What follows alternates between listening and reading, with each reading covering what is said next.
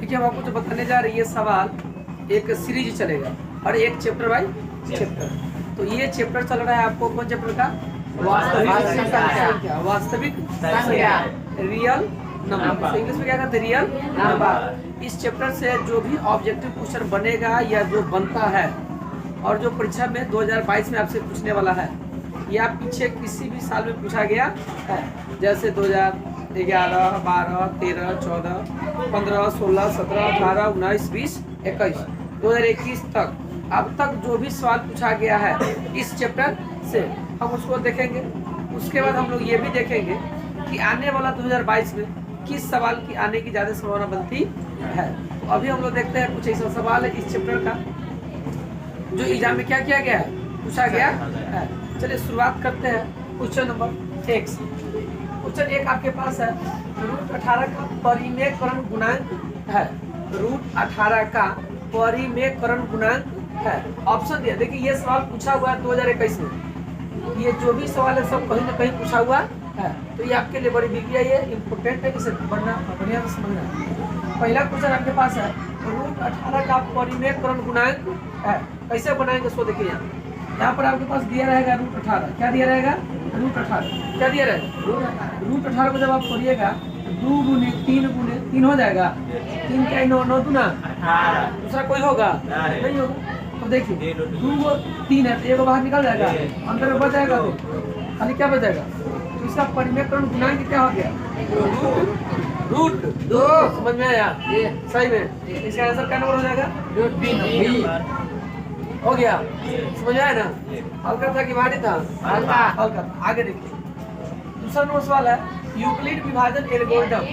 Euclid विभाजन algorithm 2 धनात्मक पूर्णांकों के निम्न में से किसे परिकलित करने का तकनीक है। यानी यूक्लिड विभाजन एल्गोरिथम विधि से, यूक्लिड विभाजन एल्गोरिथम विधि से क्या निकाला जाता है? लॉसा निकाला जाता है कि मौसा निकाला जाता है कि भागफल निकाला जाता है कि शेषफल निकाला जाता है? बताइए क्या निकालते हैं? यूक्लिड विभाजन विधि से आप लोग क्या निकाले? मौसा। सीखे ना पहले कि यूक्लिड विभाजन विधि से क्या निकाले? ये 2 नंबर में भी कुछ पूछे, यह मौसा निकालने का तकनीक है। 20 नंबर पर आपको दिया हुआ है।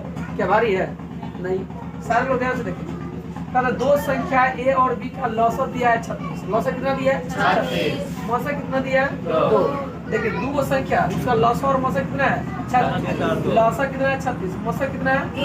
तो किससे मान निकलना है? 1। किससे मान निकलना है? 1। देखिए आप लोग को बताया बच्चे को सूत्र कि लौसत गुने मौसत बराबर संख्याओं का गुणनफल। देखिए यहाँ पर तो हम यहाँ पर रख करते हैं इसको। देखिए ये भी सवाल पूछा हुआ है 2019 में। देखिए सर रख करते हैं, लौसा गुने मौसा बराबर संख्याओं का गुणनफल। तो संख्या ए और बी है, संख्याओं का गुणनफल लौसा गुने।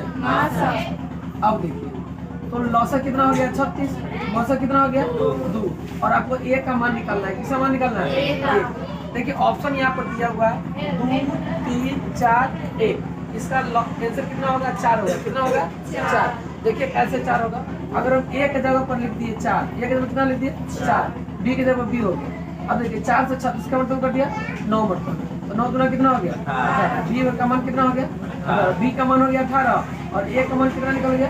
4, क्योंकि ए के जगह कितना रखे? 4। अब 4 और 18 का अगर आप मौसा निकालिएगा, क्या निकालना है? मौसा। 4 और 18 का मौसा निकालिएगा, मौसा 4 और 18, इसका मौसा कितना होगा? 2। इसका मौसा कितना होगा? 2। कहिएगा मौसा 2 क्यों होगा? तो बताए हुए है क्योंकि 2 से 4 में भी भाग लग जाएगा और 2 से 18 में भी भाग लग जाएगा। कहिएगा 4 काहे नहीं होगा? तो देखिए 4 इसलिए नहीं होगा क्योंकि 4 से 18 में भाग लगेगा नहीं, लेकिन 2 से 4 में भी भाग लग जाएगा, 2 से 18 में भी भाग लग जाएगा। इसका मौसा कितना होगा? 2। मौसा कितना होगा? 2। चलिए तो चलिए देखिए तो इस प्रकार से इसका करेक्ट आंसर कितना हो जाएगा? 2 संख्या। इसका करेक्ट आंसर कितना हो जाएगा? 4। इसका करेक्ट आंसर कितना हो जाएगा? 4, क्योंकि हमने ए का मान निकाला 4 और बी का मान कितना निकाल दिए? 18। बी का मान कितना निकला? 18। अगर पूछता बी का मान बताने के लिए तो बी का मान कितना होता? 18। ए का मान कितना निकला? 4 निकला। आगे देखिए अगला जो सवाल आपके पास ये हो गया, ये भी हो गया, ये भी हो गया। चलिए अगला जो सवाल है 5, 15, 20 का लौसा और मौसा का अनुपात बताना है आपको। 5, 15, 20 का लौसक मौसक का अनुपात। देखिए यहाँ पर 5 है, 15 है, 20 है। मौसक पहले लौसक और मौसक, पहले लौसक निकालना है। देखिए लौसक निकालने का तरीका बताए थे।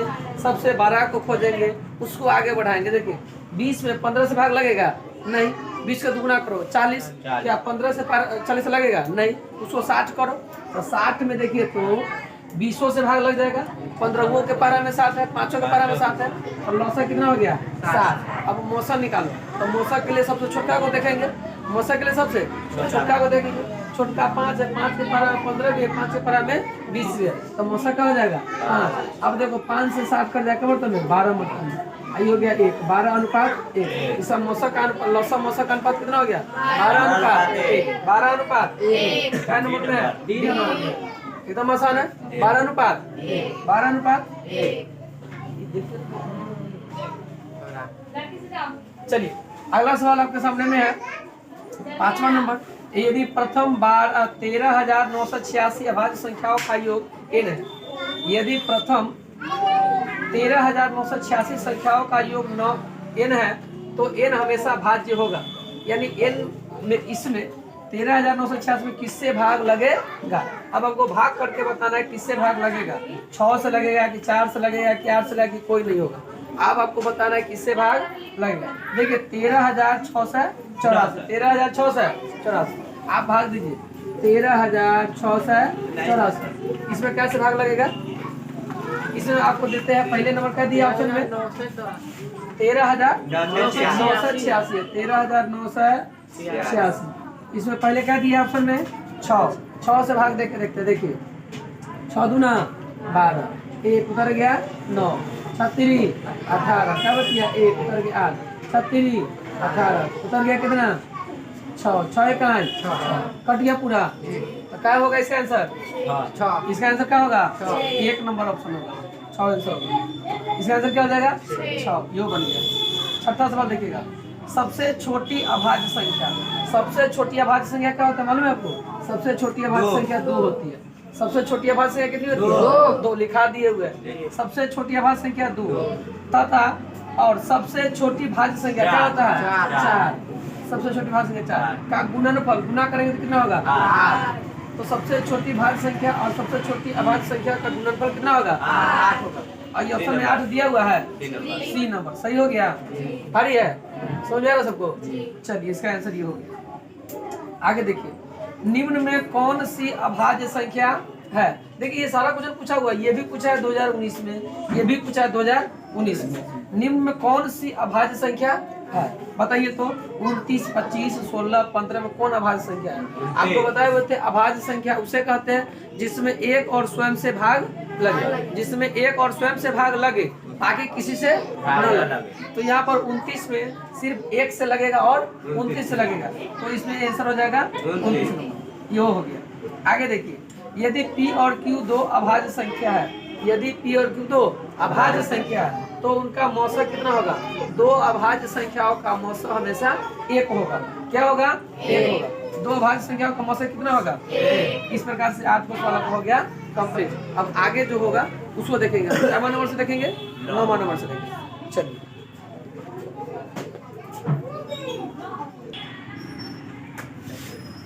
चलिए अब आपके पास कम सवाल है 9वां नंबर सवाल है। कम सवाल है 9वां नंबर सवाल।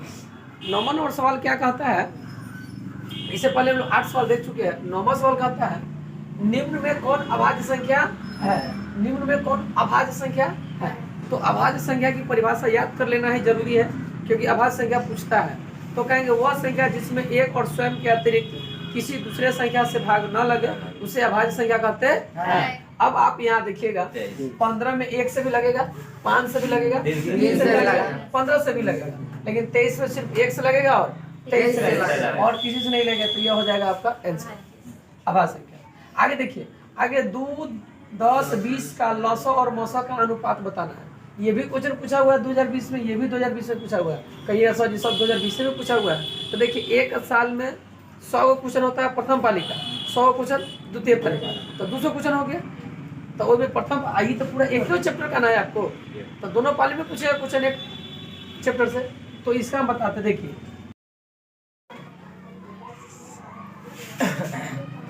देखिए अब आपके सामने सवाल क्या नंबर होगा? 9वां नंबर। क्या होगा? 9वां होगा। क्या होगा? 9वां। देखिए किसी कारण से ये क्या हो गया, सारा सिस्टम क्या हो गया था, खराब हो गया था। हम लोग देखते हैं 9वां क्वेश्चन है, निम्नलिखित में कौन अभाज्य संख्या है? आपको पहले बता चुके हैं कि अभाज्य संख्या किसे कहते हैं? जिस संख्या में एक और स्वयं के अतिरिक्त किसी दूसरे संख्या से भाग न लगे उसे क्या कहते हैं? अभाज्य संख्या। तो बताइए इसमें 15, 23, 12 और 75 में कौन होगा? 23। क्योंकि 23 में 1 से लगेगा और कैसे लगेगा? स्वयं 1 से और स्वयं से। अगला देखिए 10वां नंबर क्वेश्चन, ये 2020 में पूछा हुआ। अगला क्वेश्चन है 2, 10, 20 के लौसा और मोसा का अनुपात कितना होगा? ये भी 2020 में क्वेश्चन पूछा हुआ है। देखिए तो 2, 10, 20 का पहले क्या निकालना है? लौसा। इसका लौसा जो हो जाएगा कितना हो जाएगा? 20 है तो 2 के बराबर 20 है, 10 के बराबर 20, लौसा हो जाएगा कितना आपको? 20। मौसा कितना हो जाएगा? देखिए मौसा हो जाएगा 2। अनुपात निकालेंगे तो 20 का मतलब 10। 10 अनुपात कितना हो जाएगा? 10 अनुपात 1। 10 अनुपात 1। कहाँ आंसर है? B number. 10 अनुपात बन गया। आगे देखिए 11 नंबर क्वेश्चन, सबसे छोटी भाज्य संख्या और सबसे छोटी अभाज्य संख्या का मौसा होगा। ये भी क्वेश्चन कब पूछा हुआ? 2020 में। सबसे छोटी भाज्य संख्या, सबसे छोटी भाज्य संख्या क्या होती है? 4। सबसे छोटी भाज्य संख्या क्या होती है? 4। और सबसे छोटी अभाज्य संख्या क्या होती है? 2 होती है। और कहता है मौसा होगा। अब बताइए 2 और 4 का मौसा कितना होगा? 2 और 4 का मौसा क्या हो जाएगा? 2। कहिए क्यों? कैसे? तो देखो मौसा निकालने के लिए सबसे छोटा खोजना है। सबसे छोटा कौन है? 2। अब देखो 2 के पारा में 4 है कि नहीं है? है। इसका मतलब मौसा क्या हो जाएगा? 2। मौसा हो जाएगा 2। इसका भी आंसर क्या हो जाएगा? बी। चलिए क्वेश्चन नंबर 12 देखिए, यदि ए और बी अभाज्य संख्या है, यदि ए और बी अभाज्य संख्या है तो ए और बी का लौसा है। लौसा बराबर क्या होता है? संख्याओं का गुणनफल। संख्याओं का गुणनफल। तो संख्या ए और बी है तो इसका गुणनफल क्या हो जाएगा? ए गुने बी। ए गुने बी। ये भी क्वेश्चन पूछा हुआ है 2020 में। आगे देखिएगा तो 2 लगातार संख्याओं का लौसा है।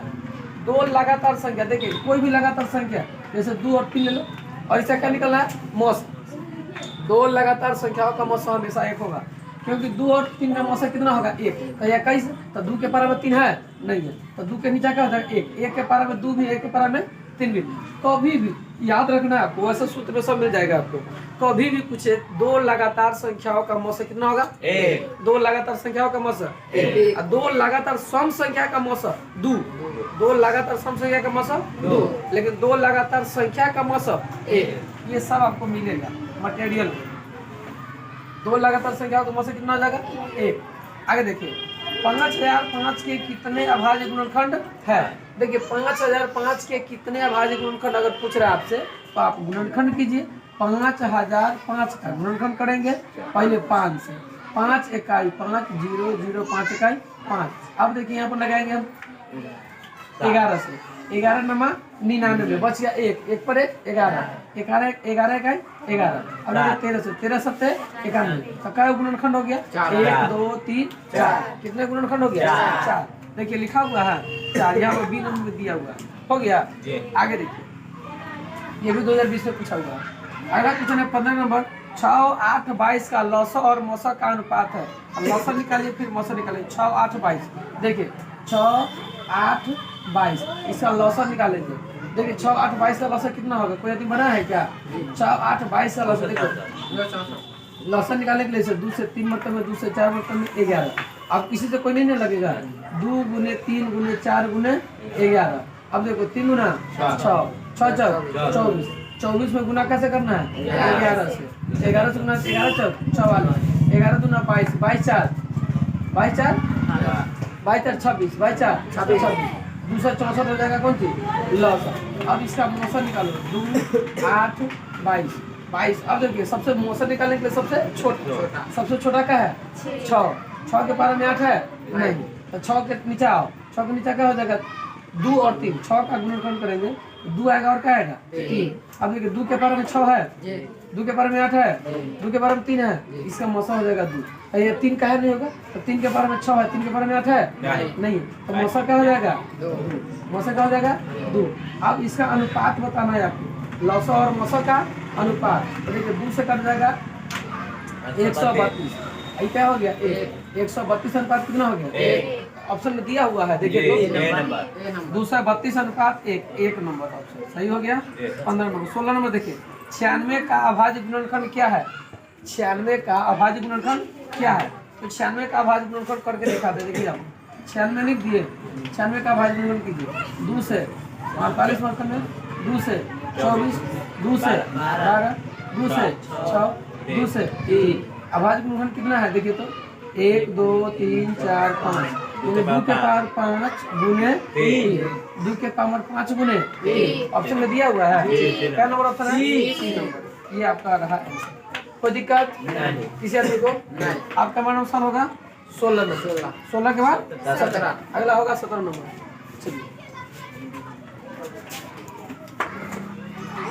चलिए अब अगला सवाल का नंबर होगा 17 नंबर का नंबर होगा 17 सवाल का था दो परिमेय संख्याओं के बीच अधिकतम कितनी परिमेय संख्या हो सकती है दो परिमेय संख्या के बीच अधिकतम कितनी परिमेय संख्या हो सकती है तो अनंत दो अपरिमेय संख्या के बीच कितनी अपरिमेय संख्या हो सकती है तो अनंत कुछ भी क्वेश्चन पूछे दो परिमेय संख्या के बीच कितनी परिमेय संख्या अनंत दो अपरिमेय संख्या के बीच कितनी अपरिमेय संख्या तो अनंत याद रखिएगा ये भी एक क्वेश्चन है कई बार पूछा 2012 में 13 में 21 में और भी कैसा पूछा हुआ है देखिए आगे कहता है सबसे छोटी अभाज्य संख्या कौन है देखिए सबसे छोटी अभाज्य संख्या 2 है सबसे छोटी अभाज्य संख्या 2 है सबसे छोटी भाज्य संख्या 4 है सबसे छोटी सम संख्या 2 है सबसे छोटी प्राकृत संख्या 1 है सबसे छोटी पूर्ण संख्या 0 है सबसे छोटी सम संख्या 2 है और सबसे छोटी विषम संख्या 1 है सबसे छोटी सम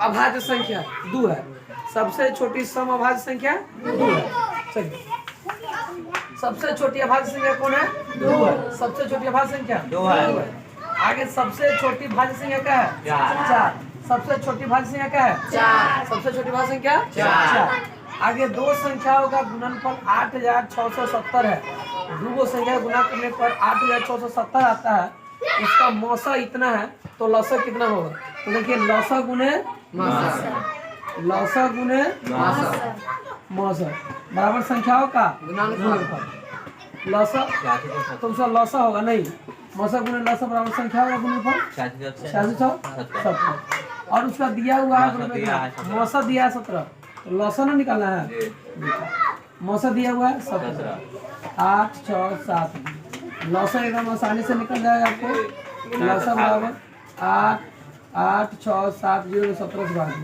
देखिए 17 5 50 क्या बच गया एक पर 17 इकाई 500 ऐसा दिया 500 क्या नंबर में दिया डी नंबर में दिया 500 आगे देखिए किसी पूर्णांक m के लिए सम संख्या का रूप होता है सम संख्या का रूप होता है 2m सम संख्या का रूप क्या होगा 2m अगर कहेगा 2m आंसर दिया होगा अगर विषम संख्या में कहेगा तो 2m प्लस 1 अगर सम संख्या के रूप में पूछेगा तो 2m विषम संख्या के रूप में पूछेगा तो 2m प्लस 1 2m प्लस 1 देखिए विषम सम संख्या के रूप में कहा था क्या दिया है 2m सी नंबर आगे देखिए अगला पाई है पाई क्या है बताइए तो पाई परिमेय है क्या परिमेय पाई क्या है पाई क्या है देखिए बी नंबर ऑप्शन आपका अपरिमेय हो गया √5 क्या है परिमेय क्या परिमेय तो √5 हो जाएगा